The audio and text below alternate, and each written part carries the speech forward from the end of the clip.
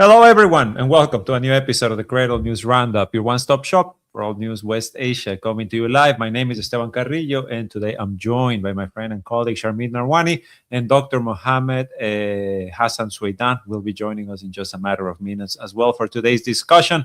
In the meantime, please, if you haven't yet, hit that like button. Make sure to do so. It's really important for this channel and for the Cradle as a whole, of course.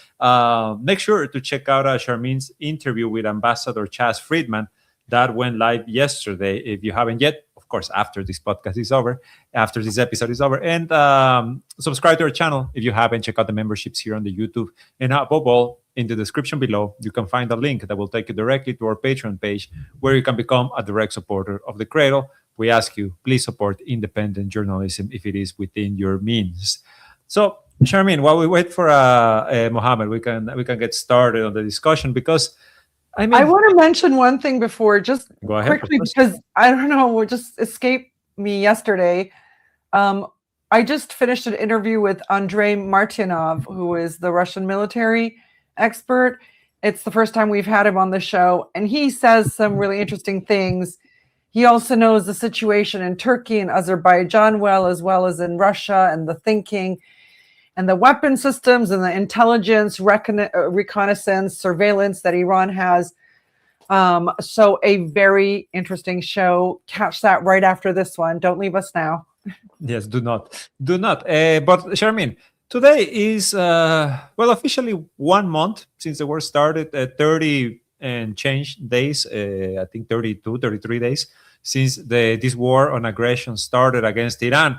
And for the 14th time running, Donald Trump has claimed that the war is over and that he's ready to just get out of there. Right now, he keeps saying, he's talking about like, hey, if you want oil from Hormuz, go and open it for yourself. I don't care anymore. At the same time, earlier today, he put out one of his, now infamous tweets in which he claims that he's talking to Iran's new regime, which begs the question, what is Donald Trump, what drugs is he taking, what regime is he talking about? And of course, just this repeated claim, the war is over, they're begging for a ceasefire. And then the Iranians, as they always do now, every time Donald Trump says this, the Iranians come out and say, nope, that's not true. We're not asking for a ceasefire. The war is not over. The war will be over when our terms are met. What do you think about Donald Trump's just repeated allegations? Well, I'm kind of interested for his address to the nation today. Yeah. He could go either way, right? Mm-hmm. I mean, if there was logic involved, we would easily predict he would say, we're out of the war, or at least this portion of the war, right? I think he has alluded to the fact that he would continue to strike Iran in certain capacities, and then make that clear. Mm-hmm. He would potentially come on and say, this is a very specific goal we have now, and we expect it done in a week or 2 weeks. Things that people have criticized him for in the past. No apparent strategy, no timeline. That's one thing. He could also come out and say, we're officially done with NATO. I don't know, right? I mean, there's this. We want answers on these things, these two things in particular, and so we need to hear it. Or he could announce to us a deal with the Russians over Ukraine. I mean, one really doesn't know with him. Well, yeah, we don't know what to expect, right? I'm trying to pull up the Reuters interview so we can put it on screen because this is where he made his most recent allegations. Okay, so here it is. Because as you said, Charmin, he also, he leaves the door open, right? Like he wants U.S. to leave Iran pretty quickly. Is now the way he says it. But he also says that the door is open to do like some sort of strikes, right? He's saying we're ready to leave, we're ready for it to end. But if they need us to do, take some hits, I think what was the words that he used, then we will come back. And one has to wonder, right? Let's say Donald Trump leaves, I don't know, tomorrow or tonight, right? Maybe it's going to be his April Fool's joke tonight. We're leaving Iran. Iran's not going to stop attacking U.S. bases, and it's definitely not going to stop attacking Israel. I mean, just over the past 24 hours, Iran launched its biggest attack against Israel in weeks, and yet another one Still of these going narratives. on. Still going on. They're still going on, yeah, and it's yet another one of these narratives that falls apart, right? Because supposedly Iran was out of weapons, and supposedly they were out of launchers, and now they launched their biggest attack in weeks. What's happening here, right? Yeah. I mean, honestly, the only thing I can be fairly I can't say I can be fairly sure of anything. It really is one of these situations where we can analyze some things, right, based on comments that have been made, but by responsible actors. But there's a lot else we can't. So, for instance, with Iran, Iran's made its expectations very clear in the 5-6 points that it's put out. Those things will not have been met if the U.S. exits the war right now, unless the Israelis exit the war at the same time exactly. But at that point, Iran will just claim the spoils because it hasn't been negotiated. The end of the war hasn't been negotiated. Iran will claim spoils that go potentially far beyond the Strait of Hormuz, because essentially its opponents have, what is it called when you just when you can't make a basketball game? It's not a default. I am such not a sports person, Sherman. No, but when you have a game and then you, for whatever reason, can't play it, so you give up the victory. The other team gets the full forfeit. score. You forfeit, right? Forfeit. Yes, thank you. They would have forfeited the war, and Iran can claim a lot of other things, and I think impose itself on others, because I mean on the Persian Gulf nations, in the sense that, okay, now we're giving you a timeline for when to withdraw. This is how much time you have to send all American troops and shutter their bases, right? They can do that because Israel and the U.S. have forfeited and are now effectively on the sidelines. I mean, we're jumping ahead of ourselves here. I'm just sort of kind of, if Trump leaves the war,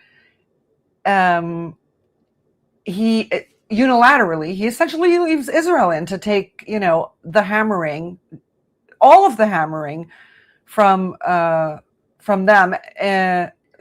All of the hammering from the Iranians. From the Iranians. And then we know Israel has made overflights, right, over the Gulf as well. We'll have to see. And certainly the Israeli-Emirati relationship is super strong. The Israeli-Bahraini relationship is super strong. So those countries could still be targets in the war, but that would leave Saudi Arabia, potentially Qatar, etc., out of it. Really, we're just jumping to conclusions here. I feel like we're still at the beginning here. And actually, Dr. Mohammed Hassan Swaidan has just joined us. Hello, Mohammed. So glad to have you with us. Hi all. Okay, and sounding perfectly. We were a bit worried. Maybe there will be some audio issues, but you are sounding great. Mohammed, we were just discussing Donald Trump's latest claims that the war is over. And I was telling Sharmeen, he has said this 14 times over the past month. And now, he was also claiming, that Iran is asking for a ceasefire, right? They're begging for a ceasefire. We were just giving our thoughts about the situation. I don't know if you have anything to add, because this is honestly just such a repetitive claim that he makes. Let me tell you the truth. The truth is the following. Since the beginning of the war in Iran till now, Trump tried to stop the war around 7 times. 5 times the Americans sent letters to Iran through different mediators. And in these 5 times, Iran never replied to the messages, neither positively nor negatively. And the 6th message, Trump said, the Americans said that if you don't reply to my message, I will increase the level of assassination I am for Iranian leaders. Also, the Iranians didn't reply, and they said to the mediator, we only negotiate based on our own conditions. So now it's a new time. The Americans are the ones who sent the letter at the beginning. The letter contains 15 conditions. Of course, what happened is that the Iranians replied to the letter by also assuring their conditions that they are never gonna back off. And the Iranians are saying they said that they prepared for a very long war, and they know that when you face a much stronger superpower, you have to count on time because time is on your side. Why are the Iranians saying that time is on their side? Basically, because if you see how they are acting in the region, they are not hitting the American bases in the Gulf just to hit. They have a very good plan for that. They have been hitting the eyes of the bases first, the radars. Then after that, they are hitting also the Patriot, the Patriots of them. Yes, so the defensive missiles of the U.S. And every day that passes on, the Iranian missiles have a higher possibility to reach their targets. So that's why they believe that time is on their side. And number two, it's because the Iranian people are backing the government more and more. So if you see what's happening today inside of Iran, you can see that yes, you have Iranian people, even those that do not like the Islamic regime inside of Iran, but they know that today it's not the Islamic regime that is being fought; it's Iran as a country. So every day that passes on, Iran sees it as beneficial for them, and the Americans not. That's why they don't want to stop the war now. They only want to stop the war based on their own conditions. And there's also one final thing to take into consideration. I really believe that no one except the Iranians and those that are with the Iranian regime know what does killing Sayyid Ali Khamenei means. It means a lot for them. It's not something simple to just say that, yeah, a leader was assassinated, now we went to a war, the American paid the price, and now we stop the war. No, it's not like that. Sayyid Ali Khamenei has much more influence than anyone can think on the Islamic level, on the Iranian level. So, and what the Iranians are saying till now, we don't feel that we took revenge. So they really don't care about stopping the war. And what I do know, based on information, that they planned for a very, very long war, more than we even can think about. That's why I think, yes, they are too attached to their goals, and they don't care about stopping the war, whatever the price is. I think it's. I mean, Mohammed, can you lower the distance? Yeah, thanks. The headspace, she means. Yeah. Like to Mohammed's point, it's. I remember U.S. planners saying, like they always say, right? Like they always have like these very specific numbers. They said Iran has enough munitions for 6 months.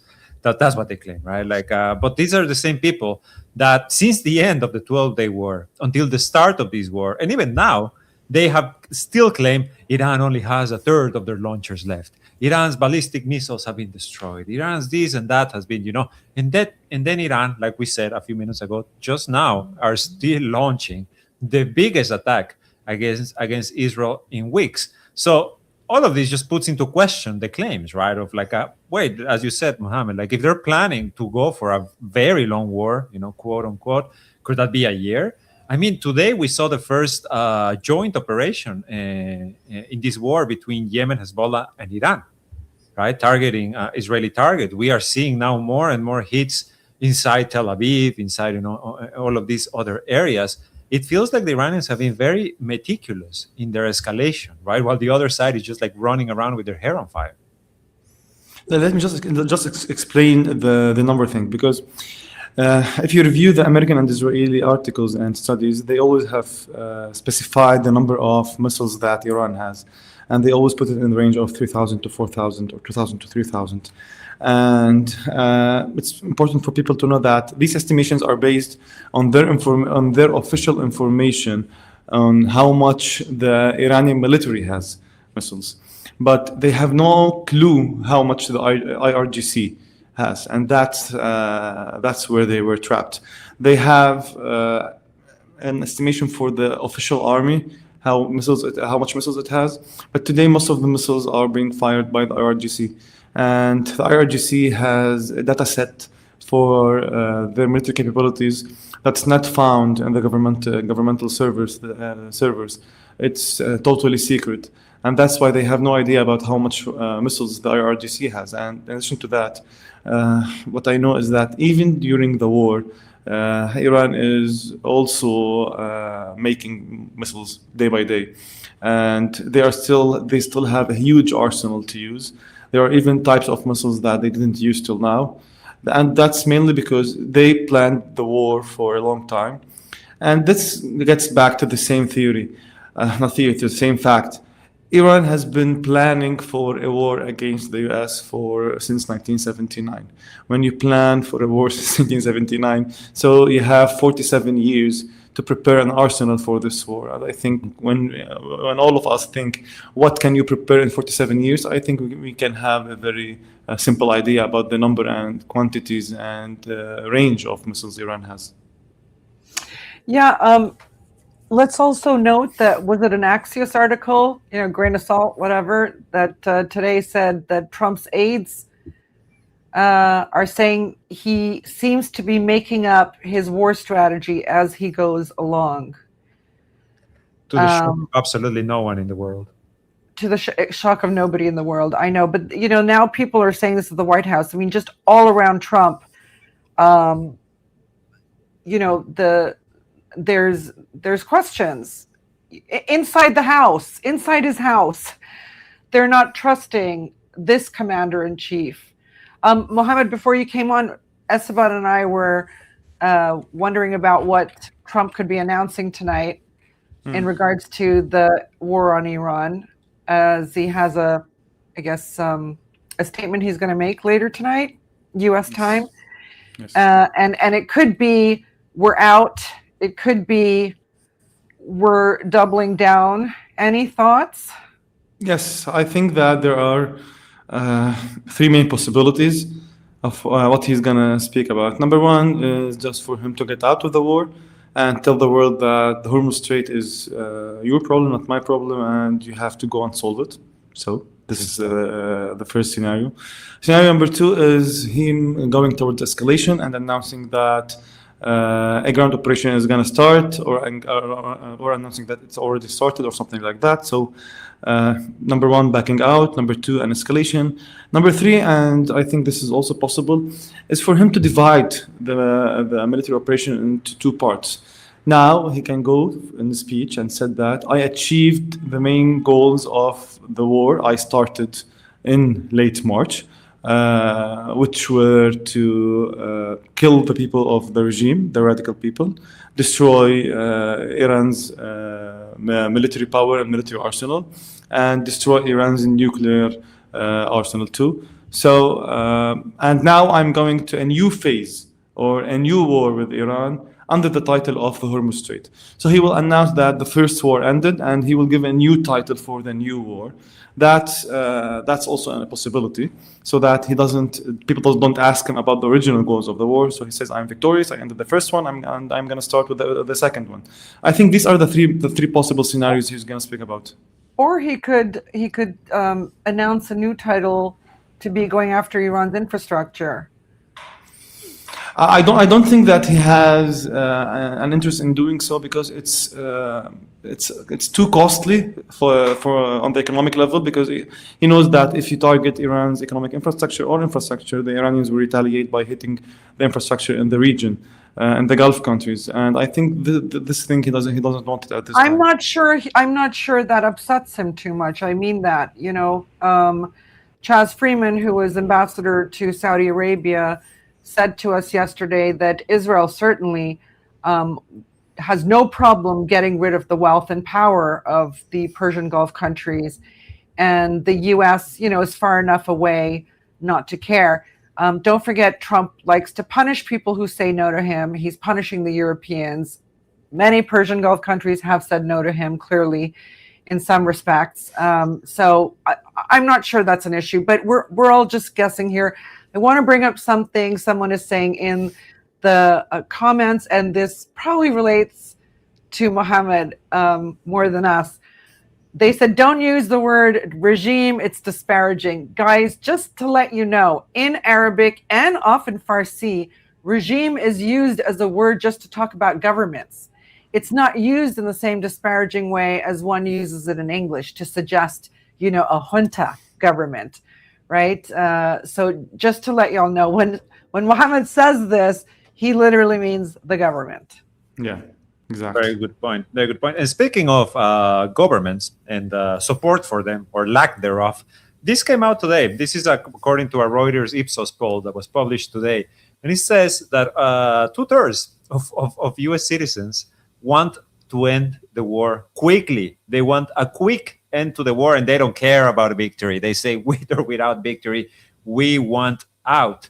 This, of course, at the same time as Donald Trump is hitting, new laws. Every time a new opinion poll, a new what do you call it, new approval ratings are published, he just keeps dipping and dipping. And I wonder, is this gonna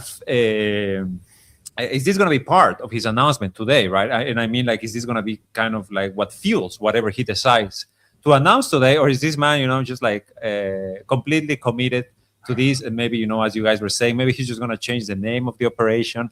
They still refuse to call it a war. They keep calling it a military operation. Go ahead. Again, those three things: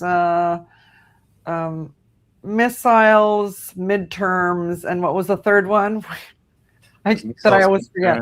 And but anyways, midterms. As much as it didn't seem as important in the first days of the war, I am sure Republican GOP candidates and the GOP, HQ is warning him. And if I were to try to get Trump interested in the midterms, this is how I would do it. I would say, if the Democrats take the House and Senate, you will be impeached, and Hillary Clinton will be watching you behind bars. That's how I would get Trump serious about these midterm elections, which in his mind are 6-7 months down the road. It doesn't matter, but his presidency could be over after November if the Democrats take the House and Senate. So this is potentially a consideration. We haven't had it in the mix for a few weeks, but I do think it's something all Republican insiders, the bigwigs of the party, are very concerned about right now. I also believe that every day that passes on increases the possibility of Trump's numbers to just decrease and get back, because in wars, people back the government during the first phase of the war. But as time passes on, then the people will start to say, no, it's really costly. Fatigue. And yes, fatigue and everything. And I think this is one thing that Trump is also considering. He's taking into consideration. His administration is following up. How will the politicians react when the war continues for a long time, and especially if the costs continue to increase. So that's another reason. Yes, time is on the Iranian government side, to not say regime for people. It's on the Iranian government side. And if we follow up with how the Iranian people are following up with the government, we can see that as time passes on, people are standing behind their government more and more, mainly because people are seeing that their country is being hit, their country is being targeted, their country is being invaded. But on the other side, as time passes on, the Americans are seeing that this war is more costly than it's beneficial for them. So this is also a very important variation, and I'm always convinced that time is on the Iranian side. Trump doesn't have an interest in just getting in a war for a long time, unless he continued to move under his stupid sense to just go into the escalation trap more and more. Indeed, Mohammed. There was something else, Wade, I wanted to bring up, because we can speculate for days about what he may or may not say, whether public pressure is going to cause an effect or not. But this is what the Atlantic is reporting today. And apparently, there's plans on the table for 2 potential ground operations against Iran. And this is not anything new, nothing that we haven't heard before. And of course, one is targeting Karj Island, and the other aimed at securing the enriched uranium. And I think Abbas Araghchi, the foreign minister for Iran, repeated his famous quote from a few weeks ago. He repeated it again earlier today, which they asked him about U.S. troops. And again, he said, waiting for them. We're waiting for them, don't keep us waiting for too long. Speaking of which, we got very interested about a week ago when an Iranian official said, you keep talking about your Hollywood-style SWAT teams and special forces, et cetera. Like these guys are just going to come into our sovereign territory and do whatever they want. You don't know about ours. So we actually commissioned an article, which should be out this week, on what Iran's special forces look like, who they are, and what operational experience they have. So watch out for that, because our futures editor said, oh my God, I didn't know any of this. So I'm also looking forward to reading it. Go ahead.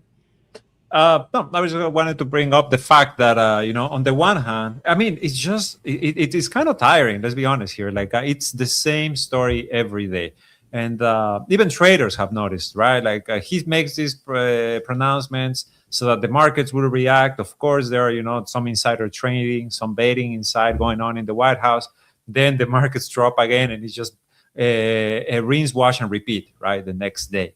And everyone's catching up to it. He can say whatever he wants, but at the same time, they are planning a ground invasion of Iran, which I think we can all agree here. It would be like the stupidest idea that a U.S. president can commit. Markets is the third M, by the way.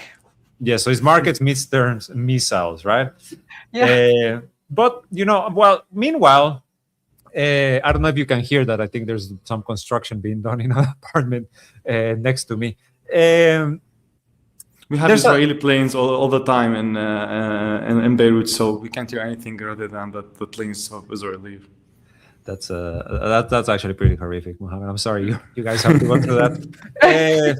He regrets mentioning the construction. Yeah, never mind. Screw these people, guys. So as this is happening, right? We sometimes I feel like the conversation just gets centered, right? On like, what is the U.S. saying? What is Iran saying?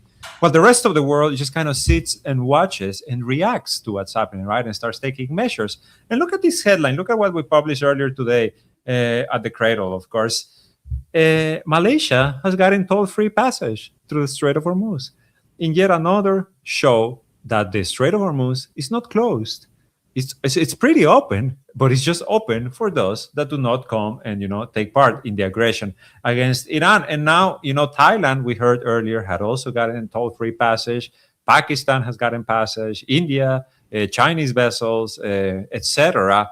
I feel like the longer Global South Party. Very well, yes, very important. Exactly, the Global South, BRICS partners, anyone who is ready to recognize that, hey, like. The situation has changed, right? Like this is completely different. We cannot act as if the United States has the will to help us out anymore. So we have to deal with Iran, and Iran has also said Strait of Hormuz is staying with us. I think actually today, right, Arakchi said also earlier today that the Strait of Hormuz is going to be moving after the war's over. That Iran and Oman will have a say on how the Strait of Hormuz is controlled. And everyone else will have to just accept whatever these two nations decide. So just a few days ago, I don't know if you'll remember, I mentioned Oman is supposedly helping Iran draft the administrative part of how Iran would administer the Strait of Hormuz. And but there was no confirmation of it. And today, in fact, we hear this from Iran's foreign minister himself, which sounds like Oman taking a view to what its GCC partners would understand and what they wouldn't, is helping Iran. That's a big thing. This is a GCC country that is stepping up to help Iran administer the strait in a way that maybe the 5 other GCC partners couldn't exactly condemn. Because again, there's a lot of Muslim countries, there's a lot of global South countries, countries that, there's real urgency in terms of fuel and food and cooking oil, things like this, and fertilizer. Mm-hmm. So it's quite interesting. The world has flipped. How long have we been talking about how come the global South is not represented at the at these at the big table at multinational forums, for decades, as far as I can remember. It's like, well, why isn't India there? At the time, second biggest population in the world, why isn't India there? A permanent member of the UN Security Council. Well, I'm kind of glad for now, because otherwise there would have been 4 votes against us and everything. But nonetheless, Iran is showing, is ushering in a world where actually that part of humanity that's been overlooked by the powers that be are getting first dibs, and so I think it's quite excellent PR, though I don't think Iran is doing it for PR purposes. It is a global South country. It has felt through sanctions and other things, deprivations, and so this is why these countries are first on the list. A number of them, are most of them Muslim countries? No, Thailand is not. So it's a mix, right? Malaysia, by the way, standing up for the ASEAN too, the first country to have dumped their agreement with the U.S. on tariffs. Just throw it up. I think what we can see today in the region, in the Hormuz Strait, we have people in the country, governments of the country, governments of the world have to choose between 2 models. Even the American model, which says that you can get whatever you want by power, and that's what the Iranians are doing today. So they are using their own military power to achieve their own goals. And of course, this strategy is costly for not only for the region, but for the world. But you can't react to the United States of America, which is using its power to just kill the people of the region. By diplomacy, you have to act by power. So the first model is the model of power. You have to achieve your goals through power. Or the people of the region, or the governments of the region, and the governments of the world have to force the US to back off and to just go to a different model for the international order that guarantees the global South's interests. And then we can speak about diplomacy and everything other than military power. But it's very important for all the people to know what we are seeing today in the region is all a reaction to American policies and strategies for the last decades. It's not a matter of October 7, 2023. It's not a matter of just killing Sayyid Ali Khamenei in Iran. It's not a matter of Americans starting a war in late March. No, it's a matter of reaction for the American policies in the region for the last decades, and American policies against the US, American policies against Lebanon, American policies against Iraq, Syria, Yemen, and every country in the region. So today the region is reacting. That's why yesterday Qa'ani, the Iranian RRGC leader, said, yes, you are seeing the new regional order. A regional order where the people of the region stand for their own interests, because we have been paying the price for decades. So whatever happens, whatever is happening today, is all in the matter of reaction. Till now, neither the Iranians nor any country in the region have acted from the beginning. It's all a matter of reaction for what we have been paying the price of. And of course, people around the world, you haven't been knowing the truth in the region before of that. Now, because we have social media and media platforms, you have the possibility of knowing the truth and knowing why we are reacting in this way today. Mohammed, I'm curious about something. You as a Lebanese, is there anything you think, because from not just my perspective, a lot of people's perspective, Iran has been just almost seamlessly unfolding this war out, right? As though it's not missing a beat, as though there's zero anxiety, that they have this plan. It's so entrenched in their DNA now because they've worked it and reworked it for decades, and certainly went over all the details after last June. Do you think there's something they could have done in this period that they didn't? I mean, the criticism sometimes I hear is that they really should have just carpet bombed Israel. Obviously, had some spectacular results early on. What do you think about that? Because that might have provoked the nuclear option, whereas now maybe it it won't, because Israelis are now used to it. For me, it's not about the nuclear option provoking it before or not. And I think it's still on the table every day. But it's not about the nuclear option. I think that it's a very smart thing that when you go to a war with a superpower, with a power that has much more military power than you do, you have to go in a very wise way. Because acting based on anxiety, based on your feelings, is just not smart to do. You know, at the end of the road, it's the U.S. Let's be objective. It's the United States. It has the most developed arsenal around the world. So when you want to face the United States, you have to face it wisely. You have to put a plan, a strategic plan, a very detailed plan on how you will target it on from day one till day 400 maybe. You have to put a very long plan for that. And I think that's a smart thing to do. And I think the smartest thing the Iranians did is that most of their targets weren't inside of Israel. They were in the Gulf. Now they are telling all the world that Iran's security is related to the Gulf security. Why is that important? Because Gulf security have an economic effect on the whole world. So Iran is telling the whole world that Iran's security is related to the economic security around the world. So that's when you work based on a plan. That's when you don't work based on your feelings. Of course, for me, I would very love that the Iranians carpet bomb all of Israel. But that's not a smart thing to do. What the Iranians are doing, I think, is a wise thing. That's why I do believe that it took decades to plan this war. And what I do know is that the war and the strategic plan the Iranians are working on today is the plan that Sayyid Ali Khamenei put before he was killed by the Americans. So they are using the old books, the plan which was prepared for decades, wisely. Exactly, and of course, and Qasem Soleimani.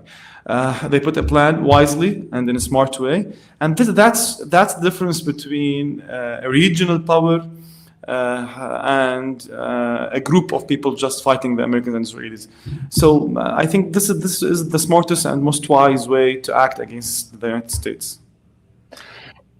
As Iran is bombing Israel mightily today, and the Israelis are also bombing Lebanon mightily today. Can we get some more details on that for our viewers? Yes, what's happening in today is that, okay, let me tell you the following. The Israelis are really hurt, to be honest. It's you can read what they are writing, what they are saying, and you can find that they are paying a very high price. Till now in the south, they haven't been able to feel safe or to occupy any village. They are in part of some villages, but they don't feel safe in there. They are being targeted every day.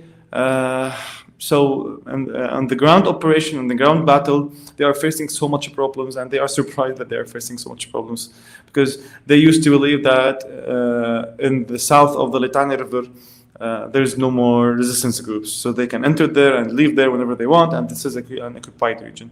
Well, no, it's not. Today, battles are on the borders between Lebanon and occupied Palestine, which is very surprising. Even for me, it's very surprising because it's very hard to just stay and resist there. At the same time, the resistance missiles are continuing to be fired mainly towards the occupied north of Palestine, but also towards the middle, Tel Aviv.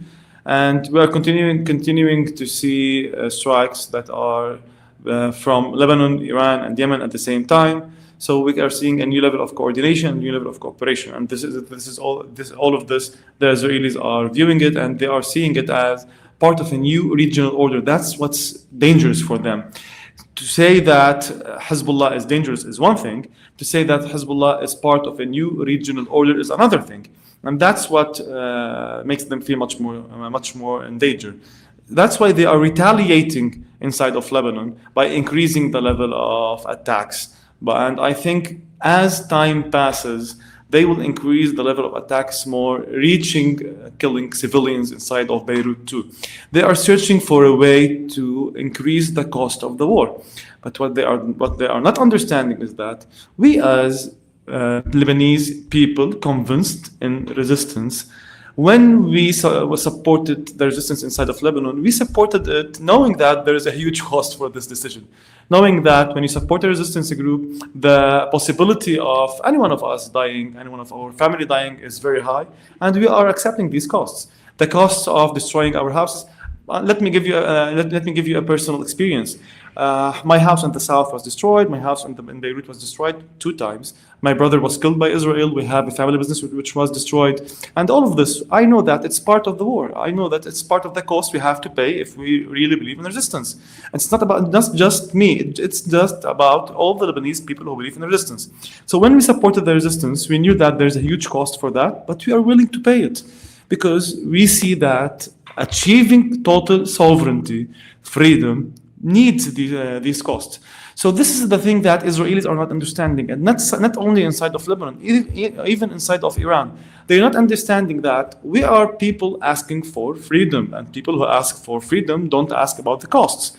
But I do expect that as time passes on, the Israelis will try to increase the costs over not only the resistance, but also on the people inside of Lebanon. And this is expected anyway. And I just, want to point out, because there's this really annoying Western narrative that the Israeli narrative that the Shia or Muslims love death. Okay, they want death. They want martyrdom. No, martyrdom is the term we use for someone who died unjustly and made the ultimate sacrifice for something. All of you in your Western homes would hopefully act the same way to protect your freedoms, your rights, your children, and their future. This is, there are people who, I would say they're just braver. The Shia are just braver. It's not that they seek this. So I just want to make this clear, because I really hate that narrative. Every one of us would fight for our kids and their future and their right to live decent lives, Let me tell you some examples from Lebanon to support that thing. You know that a huge part of the people who were killed by Israel, of the martyrs of the resistance, are people who have very high degrees from very high universities. From the American University of Beirut, from the Lebanese American universities, from Europe, even from the United States of America, from Russia, from China. So you have a very high percentage of martyrs that have higher degrees, and when I speak about high degrees, I'm speaking about a PhD. They are well educated. Number one, they have plans, they have families, they used to travel around the world. They have dreams to achieve, and they all spoke about achieving these dreams. But they knew that if they were honest about achieving their dreams, they can't achieve it with occupation. You have to be free to achieve it. So when they went to fight Israel, they went to fight Israel as a way to achieve their dreams, as a way to live, not as a way to die. Because in order to live, you have to fight occupation. And if you die on the way, you tried to live. You died in order for your children to live, in order for your granddaughters and grandsons to live. Yeah, it's the same concept. You've all heard that term. I'm sure I'm going to get it wrong, or the phrase where I'd rather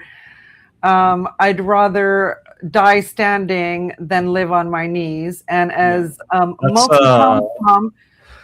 a quote attributed to the guy behind me, by the way, to Emiliano Zapata. Okay. No, I didn't know that. And as our viewer Multi-Tom says, quoting Braveheart, they can take my life, but they will never take my freedom. Many people, East and West, have lived that way. And to sort of color us a different way, as though we embrace death, and disparage life, is rubbish. Honestly, in all the countries I've lived in my life, Lebanon is the one in which people take the most pleasure in life. Maybe because it's a Mediterranean country and the climate and the food conspire to make people love life, but that is a fact. I think it's you guys just reminded me of something. I'm currently in Canada, and I remember when when Trump was threatening, right, that he was going to take over Canada. I had a conversation with a Canadian, right, and it's just such a different perspective for the people I want to say in the global north, because they are like, well, even if they take us over, it's not like it's going to be bloody, right? And it's not like things are going to change that much. And in my mind, and especially in my wife's mind, she's Lebanese, it just blew her mind, like that you would have that perspective, like, okay, the invader will come, but I guess things are going to be the same, and as long as they don't kill people, and even if they kill people, it's not like they have the means to defend themselves. So you're talking about like not even just different countries at this point. You're talking about different realities, different histories, and different perceptions of said realities. Yeah. I mean, these are the same vile demons who kill our children without nary a thought, right?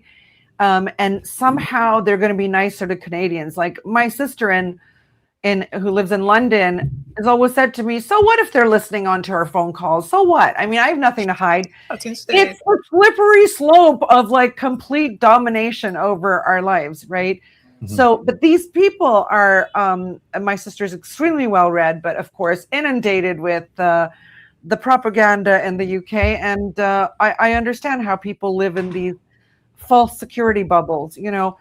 But let's move on because we're getting really philosophical here. I wanted to mention that what you were explaining about happening in Lebanon, Mohammed, that while Iran today is bombing the Rafael military plant that makes weapons for Israel, the Israelis are bombing ambulance facilities, okay, and medics. That's the difference. Just wars versus genocide and carnage. And that's mainly because the Israelis, they approved till now that they don't have a consistent target bank, neither in Lebanon nor in Iran. And they proved that what they are targeting is mainly civilian infrastructure and civilian homes and everything. And let me give you, for example, what's happening in Lebanon, because most of the Israeli targets inside of Lebanon are civilians, either civilian people or civilian infrastructure.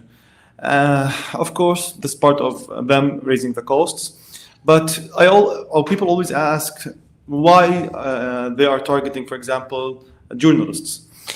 Let's keep into consideration something very important. What the Israelis are doing is they are trying to have something called narrative dominance. They need to dominate the narrative. You can't dominate the narrative when you have a competitor that has another narrative. So what do? You kill the people of the other narrative. That's why they are killing journalists in the south. They don't need them to be part of any narrative, for example. In Iran, also, they don't have a target bank, and they are seeing that there's a regional power that has the courage to attack Israel, that has the courage to raise costs on Israel. And as time passes on, this courage is increasing, not decreasing. So we have to act. How do we act? By raising the civilian cost on Iran too. So this is not a just war. We have a courage regional power that fights like a man, and you have a criminal, a terrorist entity that kills civilians, that kills people in the medical field, that kills journalists, that kills children. Inside of Lebanon, we have hundreds of children killed till now, since the beginning of the war till now. We have hundreds of women killed in the war. And you can never have a just reason for doing that.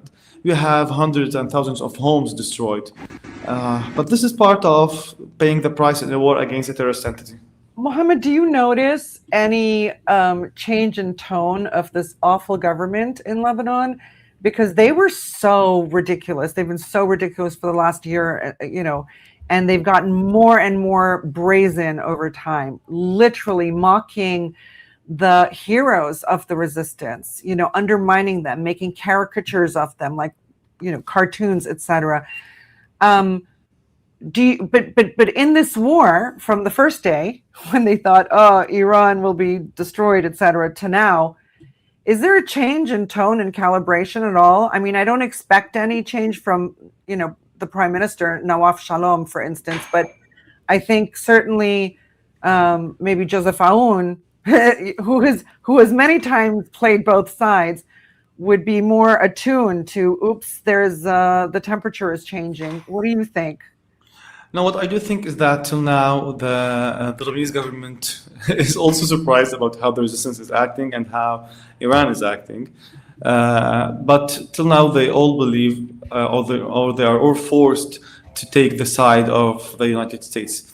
Well, let's be honest here. The Lebanese president, the Lebanese prime minister, is an American choice, and the Americans brought him to power for a specific goal. This goal was to fight the resistance. But also, let's take into consideration something very important, and it's important to understand about Lebanon.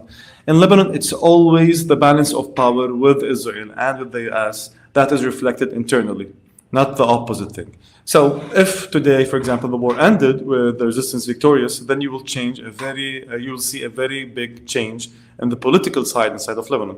If, for example, the resistance lost, you will see the continuation of what's happening today. And for an example, and it's a very clear example, in 2006, during the war on Lebanon, on the first day, the Lebanese government said that, yes, we are against the resistance, and it fought the resistance, and also it took decisions similar to the one taken today. Even the prime minister, the Lebanese prime minister at the time, in 2006, tried to advocate a 7-point plan that ends by taking the resistance weapons. But when the resistance was victorious in the war, that's when things change. So it's always about a matter of a balance of power with Israel. During the last war inside of Lebanon, the 66-day war, because the balance of power was more towards Israel, we saw a change in the Lebanese internal political assigning. So it's always a matter of how is the balance of power with Israel. When the resistance is victorious, then you will see the Lebanese government acting based on the resistance interests. When you see it's on the opposite side. So Lebanon is a country controlled by outside powers. They don't have decision inside. And to be honest, if you don't have resistance inside of Lebanon, then Lebanon will just be another colonial, another colony in the region. Yeah, another colony in the region. It's only the resistance in Lebanon that's keeping this country a country. Yeah. Look, I think let's switch a bit because I almost forgot about this because it was such a non-event. But the Chinese and Pakistanis yesterday jointly called for an immediate end to the war in the region and launched a 5-point plan to get there, to restore peace and stability. I mean, it's kind of crazy that was the result of a Pakistani, Saudi, Egyptian, Turkish brainstorm session in Islamabad. And then the Pakistani top officials head over to Beijing and they come away with a 5-point plan, which is starting with the immediate cessation of hostilities and starting peace talks as soon as possible. You know, it's kind of hello, like obvious, but it made me think. It's too dumb for words. Okay. It's not like that isn't said even by the United Nations at every turn, anytime there's a conflict anywhere. And they talk about, of course, shipping lanes should be secured and allowing the early and safe passage of civilian and commercial ships through Hormuz. And then, you know, blah, blah, UN charter and international law, everyone should abide with, you know, with that. But my thinking, I mean, the only good thing I can see about this potentially is that Beijing has now, by doing this, inserts itself as part of the solution equation, no matter what that solution equation may be, right? It's put itself in the block of potential intermediaries who can collectively solve the conflict. At the same time, as we discussed earlier, Oman and Iran are sitting together, a GCC member and Iran are sitting together to thrash out how Iran can administer the Strait of Hormuz, right? So there's reality from like blah, blah diplomatic fantasy. I'm not sure there's much to say about this, except that you know what? It's a first stage. It's an opening salvo, right? I think we are going to get to issues of collective security in the Persian Gulf that is enforced entirely by littoral states. It is a Chinese plan. It is a Russian plan. It is an Iranian plan since 2019. The Hormuz something endeavor, right? So I think we're going to get there. This might just be the first conciliatory statement. It must be frustrating for our viewers, especially, to watch things turn so quickly on the military front in many ways, and then so slowly in the arena of international relations. Unfortunately, this is how it is. How long do we have to wait for the ICJ to declare what Israel has done a genocide? Apparently a decade. So I don't think this will move that way, because there are, in one case, there was Israel, the strongest military, used to be the strongest military in the region, pummeling up civilian population. In this case, the Americans are genuinely worried about, and entire Gulf nations genuinely worried about, Iran's advances here. So there's a lot more urgency to get to solutions.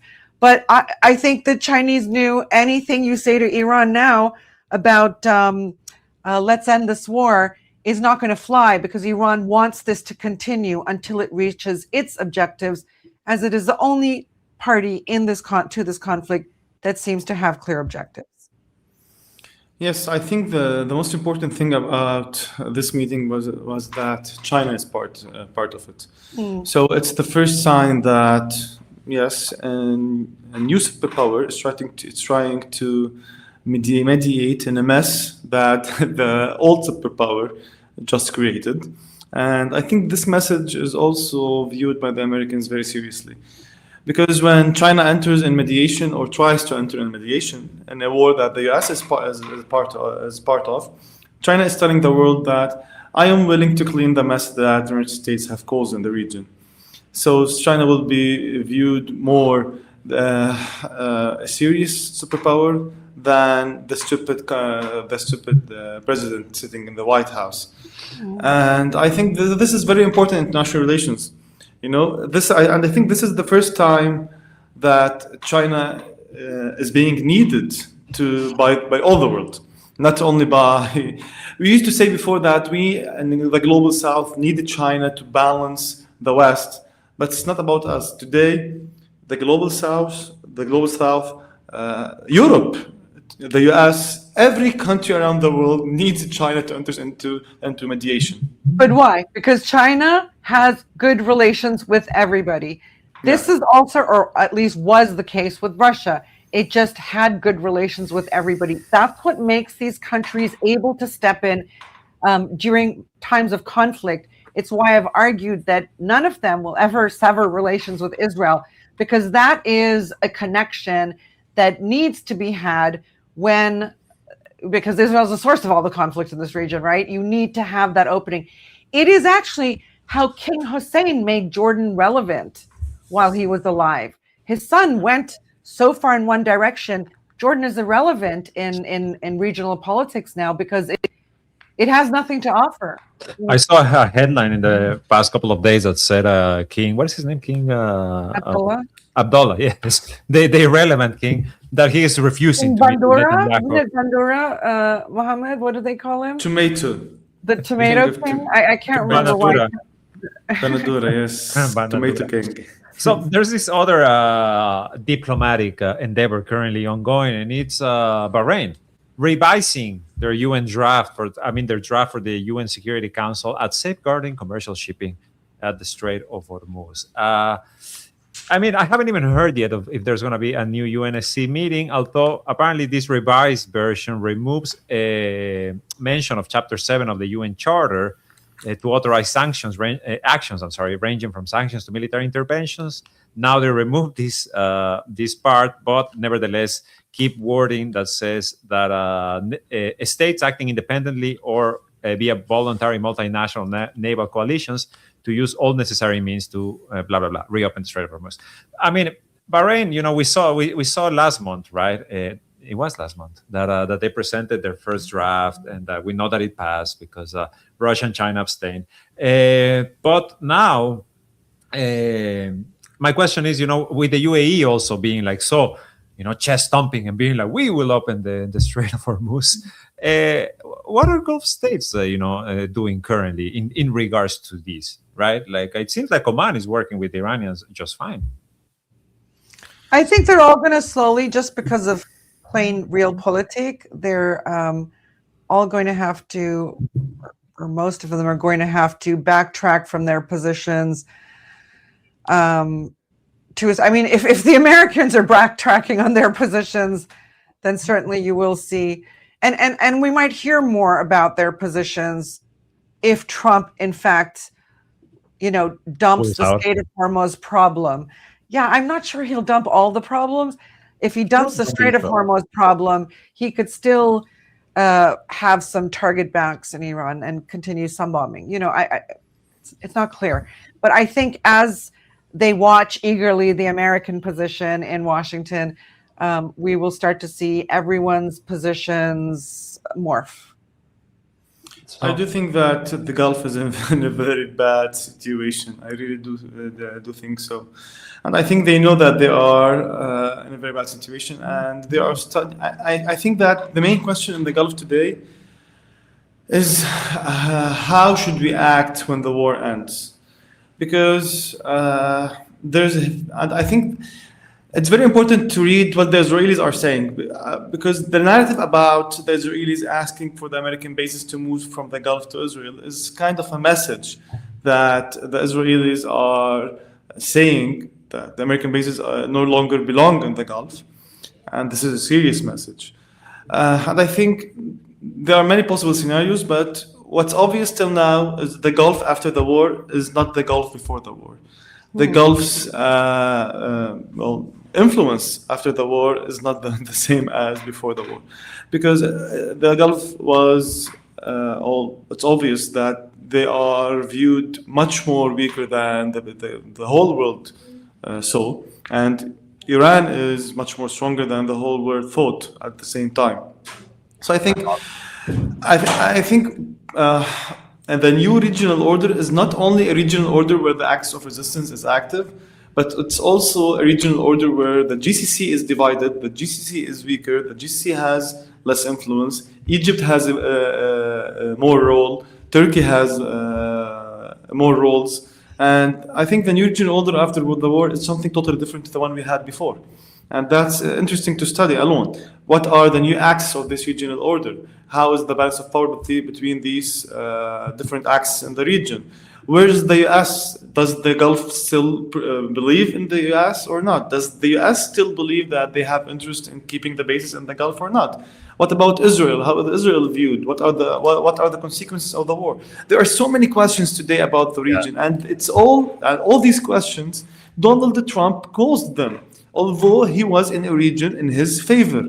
That's the weird thing. That's a stupid thing for any leader to do. You have a regional order that was based on your interests. What you did today is that you bombed the region, and we are going towards a regional order that has tens and tens of questions, and all of them are against your own interests.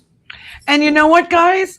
Every time there's a new development, guess where you're going to get the answers? Right here at the Cradles podcast, because there's nothing we like to do more than analyze new developments every single day.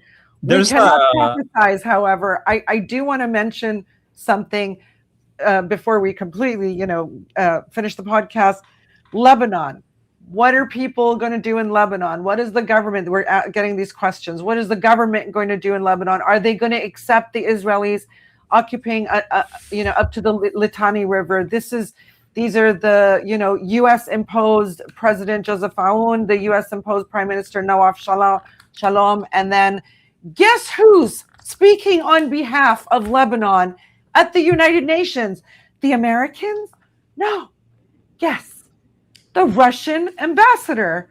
I don't know if you have that clip, Esteban. No, I don't. I'm sorry. I have a couple of people leaving. He's basically, the Russian ambassador yesterday goes on this rant exposing how Israel is systematically bombing medical facilities and illegally expanding a buffer zone in Lebanon.